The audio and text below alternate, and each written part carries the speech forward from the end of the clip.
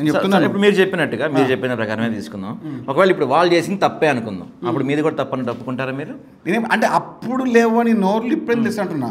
అప్పుడు మీరు ఫస్ట్ నుంచి ఉండి అప్పుడు మీరు మాట్లాడి ఉంటే ఆహా ఈ విధమైన వ్యవహారం ఉండవచ్చు అని చెప్పి నేను ఉంటుండే, చెల్లు నేను కూడా మాట్లాడుతుండే. ఓకే. అప్పుడు బీజేపీ వాళ్ళు చేస్తే ఏమో తప్పు కానే కాదు. పవిత్ర పురుషులు, పవిత్ర పుణ్యాత్ములు, పురాణ పురుషులు అంటూ వాళ్ళు చేయొచ్చు. వేరే వాళ్ళు చేస్తే హిందూ వ్యతిరేకి, హిందూ మనోభావాలు అని అంటారు. తప్పు అనే దానికి ఎవరైనా తప్పే. మీరు అప్పుడు తప్పు చేసినప్పుడు, మీరు తప్పు కానప్పుడు నన్ను తప్పు ఎందుకు అంటున్నారు? ఓకే. ఇప్పుడు మీరు చేసినప్పుడు తప్పు కానప్పుడు అప్పుడు లెవెన్ మాట్లాడిన హిందుత్వం ఇప్పుడు అంటున్నారు. మాజీ ఎమ్మెల్యే, ప్రస్తుత ఎమ్మెల్యే, అప్పుడు కానీ ఎమ్మెల్యే ఉండే, ఆయన ఇప్పుడు హిందుత్వ పార్టీలో ఉండే, ఇప్పుడు బహిష్కరించిన నాయకుడు ఆయన మాట్లాడుతూ ఉన్నాడు. కేసు కూడా పెట్టినట్టున్నాడు. మంచిదే కదా. మేము కూడా మస్తు కేసులు ఉన్నాయి మేము వేయడానికి. మేము అలాంటి మేము భయపడలేదు. ఎవరికి కూడా ఒక్క నయా పైసా కూడా భయపడేది లేదు.